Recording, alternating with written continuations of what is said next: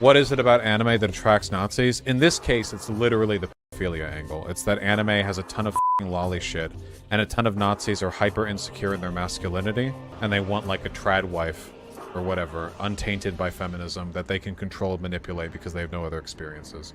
And anime is perfect for people with that kind of psychosis. I've never watched anime, so Vaush stream's the place I learn the most. Yeah, you're not missing anything. I mean, there is a lot of good anime out there, it's just holy that community is Also, fan service for characters is supposed to be 15 to 17. Do you guys remember me talking about Asuka like a week ago? And how it's that, like, Asuka's a really cool character, but all Evangelion fans talk about is that they want to her or whatever. There was a Twitter thread that clipped that, or a Twitter user that clipped that and got mad about it. And, there was like, or whatever. And the, and basically saying like this isn't real or whatever, and then like the replies to that Twitter thread were talking about how they want to fuck Asuka. Literally. It was like fucking Vaush, you know, lying, and then all the replies were like, well, I'm not gay, I'd fuck Asuka, and it was like porn of Asuka or whatever. Sad thing is that lolly shit won't go away anytime soon. Rewriter, thank you for the tier 3 sub, I appreciate it. No, unfortunately, yeah, it won't. It's gonna remain an ongoing issue. Did you guys see China's fucking censorship of that one design from Dragon Maid? The person who does Dragon Maid has to be some kind of arch pedophile, like some sort of kingpin amidst their ranks. Holy shit. I couldn't believe it when I first saw it. Yeah, very rare China W. The first time. T-Pao. Bing Shilin. This is the first time I'm actually fully in favor. What was the censored version? I'll find the screenshot in a second. Hold on. Oh, here, I can find the link on Kotaku in action. Of course they would care about this. Okay, here we are in boundingintocomics.com, okay? The article begins with, it seems Western critical gender theorist adferents are not the only ones who have taken offense to the mere existence of female breasts in Miss Kobayashi's Dragon Maid, and upon the release of the series' second season in the authoritarian East Asian country, its principal cast appears to have received a massive reduction in chest size from the Chinese censors.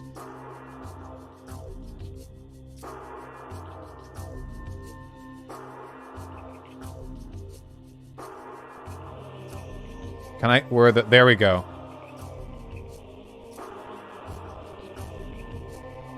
This is the design, by the way. Right here.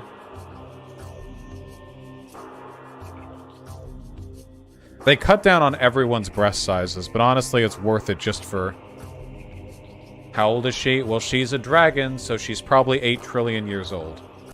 Honestly, I'm just happy that anime fans are mad. Yeah, she's 20 trillion years old, guys, yeah. Quartering moment? I bet you the quartering has already talked about it. Can somebody check if his channel's already...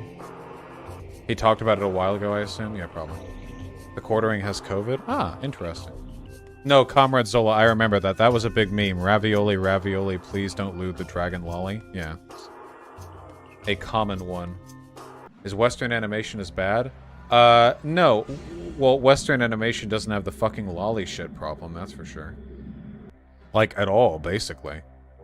Literally, you're so wrong, lol. Wait, are you saying that Western animation also, that like Western cartoons also have an issue with sexualizing minor? If that's an issue, I haven't noticed it. Maybe there are some things I'm not aware of, but I don't know if that's a systemic issue. CEO of Venezuela, I don't even know. I feel like Western animation is maybe a little bit more creatively restrained, but in the past decade there have been leaps and strides towards Western animation becoming like a really meaningful art thing. You know? It's been a worthwhile medium. Oh, Poison Sumac. That wasn't Total Drama Island. That was Fairly Odd Parents. That was that one guy, that creepy, what was it, Dan Schneider? I feel like that's more of a specific thing than a systemic issue. Dan Hartman? No, not Dan Schneider. Dan Hartman? Butch Hartman? Something or another. No, Dan Schneider. Yeah, Dan Schneider. Wasn't he Nick? Right? I'm just saying like weirdo creepo shit or whatever. Yeah. Nothing even close to the pedo shit in anime. Not even Not even the same fucking ballpark. Not even remotely comparable, I don't think. There's another thing, too, that was similar. Here's a clip. Well, there was also that, Powerpuff Girls reboot, where one of the guys in the show made himself a romantic character who was an adult, and it was his face and his voice for, like, the 2-year-old Blossom or whatever, that thing. That was also pretty sussy-wussy. A little sussy and a little wussy. That wasn't him, that was other staff. Wasn't he, like, one of the people in control of the project? Look, I don't care. I don't have a comprehensive mental archive of all the pedophiles who have ever worked for Nickelodeon, okay? I'm sorry. So I'll work to expand my knowledge for you guys so I can be more interesting in the future. Got any pet theories on why anime is the way it is? I feel like it's just one of a number of possible divergent paths that you see when we're talking about, like, counterculture media, you know?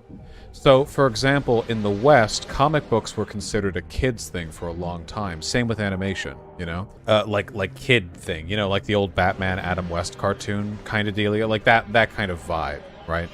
And in a vibe like that, you know, or to put it another way, when things are not integrated into mainstream cultural acceptance, they can take a number of different directions with regards to which demographics they want to appeal to.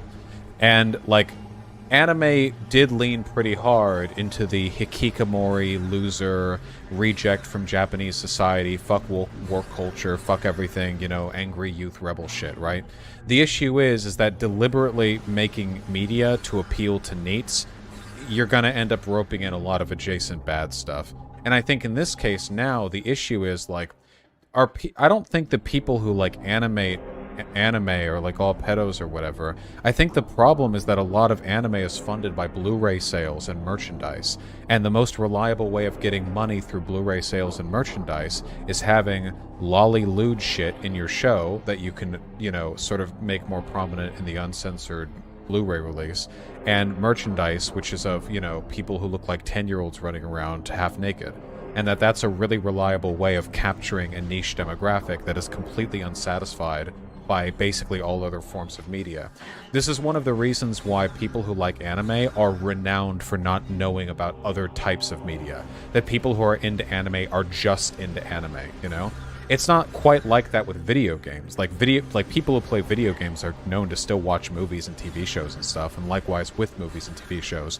Anime is uniquely known for having an insular demographic. And I think a lot of that is just because there are markets that anime creators will appeal to that just aren't met elsewise, and one of those markets is sexualized children, you know?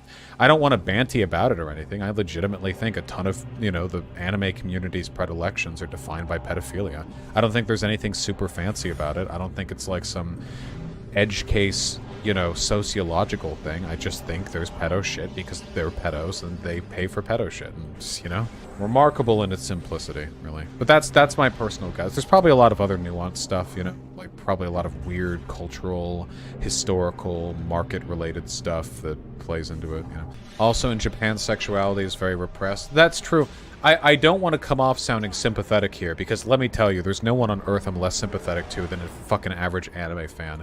But I think one of the reasons why there's so much creepo shit in anime is probably the fact that work and adult culture sucks so much that people tend to romanticize a lot of early youth stuff because that was the last time they felt like a modicum of joy in their day-to-day existence.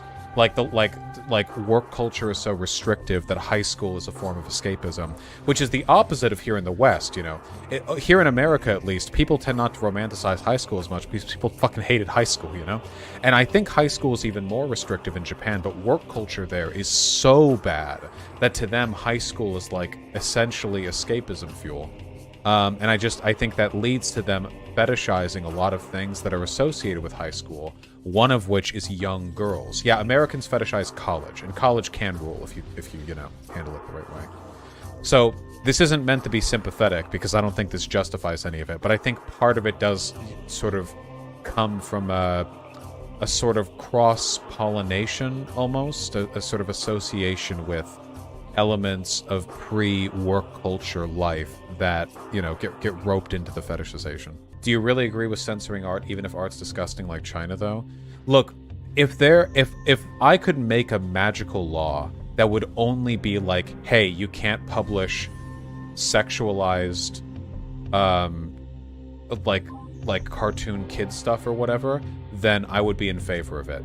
The issue is, I don't think there's any way to produce such a law that wouldn't just be used to broadly censor art with like no regard whatsoever for the safety or well-being of children, if that makes any sense. So in this specific instance, I think what China did is probably pretty defensible, but I keep in mind, like, China only did that through a broader censorship program that I do disagree with on its whole. I don't know if there's a way to target that responsibly. Now, if I was in control of government and could magically choose what would or wouldn't get, like, redacted or whatever, then okay, fine, sure, you know, but unfortunately, things aren't like that. Does this mean that when we achieve student-directed education in high school becomes enjoyable, Western animation will also become terrible? Ha! Maybe, Sockdon left. Well, I guess we'll have to see. We'll really crack down on animation if that's the case. That'll be the fucking last resort there. We'll pull the plug on the whole fucking medium. Censorship is okay, but only Vaush doesn't. True! Well, keep in mind, like, we already have FCC regulations. You can't even say fuck. Listen, okay? In terms of harming society, having sexualized children on media is incomparably worse than saying fuck, you know? Like, we already have censorship in terms of what can be placed on TV. The issue is, I don't think there's any way to moderate the censorship pertaining to materials like that. That would be very difficult. At least, usually the FCC's stuff is like, well, you can't show nipples, pussy, asshole, you can't say these swears on these television shows, stuff like that. But that can be handled very objectively, you know? I've said this before, but the only way forward on this subject is to stop normalizing the fetishization of youth and women. That's it. Really, that's it. That's the place this all stems from. And that is holistic across the board. That's not just an issue with pedophiles. That's an issue everywhere. It's not just pedophiles that sexualize young women. That's like holistically everywhere, all the time, constantly. So that's something that has to be fought, and that's a cultural thing. You can't legislate your way out of that. So that's something that also needs to be appropriately handled. You know, that's also something that needs to be fought against. And I think the only way to do that, really, is with a, you know, a program of, you know, essentially culturally opposing that kind of bullshit. Yeah, we need to promote MILFs, exactly. Pixar is doing their part to promote MILFs. True. It's done with boys, too, not just girls. How many sports animes are catered to women that have sexualized young male characters? Ever seen Haikyuu or Free? While I agree that is also an issue, I think it's much lesser in its severity. I haven't seen Haikyuu. I know what Free is about. At least when I see the guys in Free, they look like adults. Like, that's something, right? Now, they are, like, late high school guys, and I agree it's an issue. I'm not downplaying that, but when I see the dudes in Free, like, all the guys or whatever, like, I mean, a lot, like, they look like they could be college age or even past that, you know? Like, they're quite adult, obviously post-pubescent, muscular guys, you know? They could out-bench press me. Now, that's not to say there aren't issues here, only that I think that it's much more pervasive when it comes to the fetishization of youth and women. Thoughts on Doki Doki Literature Club? Do you agree with the light sexualization and the depiction of self-harm for teenagers that have just turned 18? Whoa, Supremely Bad Guy, I don't have an issue with depictions of self-harm. I don't think that depicting self-harm in Doki Doki Literature Club contributes to a problem of people self-harming, you know? Maybe you can make that argument with 13 Reasons Why, because that did glorify suicide, and that got a lot of criticism for it when suicide spiked after the release of the first season, but I don't think that could be applied to Doki Doki Literature Club. Now, Doki Doki Literature Club does have, like, weirdly tight clothing for the girls, which I always thought was odd, but I think there's an artistic purpose for that outside of the sexualization itself, if that makes sense. That's true, Enerby. For me, it's mostly about behavior. Behavior and, you know, pre- or post-pubescent characteristics. It's meant to be like average light novel anime. Well, I think it's meant to be kind of a parody, right? Like, the Doki Doki Literature Club girls are literally meant to be They're meant to be archetypes of your standard light novel, right? So, like, they're meant to be stereotypes. They have weirdly form-fitting clothes and short skirts, but there aren't any weird sexualized moments in the thing, which, now, this could just be my opinion. I could be wrong on this, but my impression of their clothing was that it was meant to be half satirical and half meant to instill a sense of unease and discomfort. Because the way they're designed looks like it's meant to appeal to like the most sickeningly anime girl-obsessed, moe, kawaii, anime trash lover, whatever, you know, which I think is supposed to juxtapose with the horror later on. I think it's a way of setting up expectations. Or to put it another way, if the Doki Doki Literature the Doki Doki Literature Club girls had been dressed in non-anime stereotypical, realistic, non-form-fitting outfits, I think I would have expected the horror even more. Does that make any sense, you know? It would have felt more like, oh, this is an indie horror game. It's not doing the anime thing, it's using the anime setting as a template to explore this, like, you know, horror stuff. It's like a meta subversive expectation kind of thing. Like, I could be totally off on this, but that's the feeling that I get from it. And I trust the developers of the game enough to be intentional with their invocation of those stereotypes. Jeebus451, yes, that's true. FCC guidelines are pretty bullshit. What about the undue fetishization of femboys? Well, I've talked about that before. And, like, let's be real, okay? There are... okay, even on the left, there are a lot of people who will post pictures and go like, ooh, I love femboys, and they're essentially just posting Shota. Like, let's be real, okay? There are a lot of people who will just take Shota porn and be like, look, femboys. And then it's like, oh, see, it's femboys. Yeah, 196 did that a lot, which is pretty fucking weird.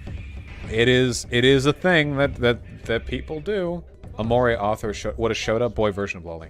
Amori author is Shotacon. Is that true? I heard rumors about that, but then I saw a Twitter post from the Amori author saying that they had used Shota once, but not in the way that people mean it to. Or like they thought it just meant like cute boy or something. I've heard it, but I don't know if it's true. There's some sussy stuff. It does... It's not impossible. Oh, Pigeon, do you want out? Oh no, Pigeon. There wasn't any sussy stuff in the game, though. That is correct. Omori had, to my memory, nothing sussy in it. Yeah, like I having played Omori, there was not a single moment of that game that made me think ill of it, at least in that respect, you know. Can you expand on why 13 Reasons Why is troublesome? It's just really... First of all, it's just kind of bad, you know, that's part of it, but also it's really irresponsible. It fetishizes abuse and suicidality. There's so much fucked up shit in that show. I've only seen the Adam and Friends coverage of it, but like, it's fucking... It's not good. Heard it got a lot of good reviews. Yeah, well, I don't know about that. Maybe.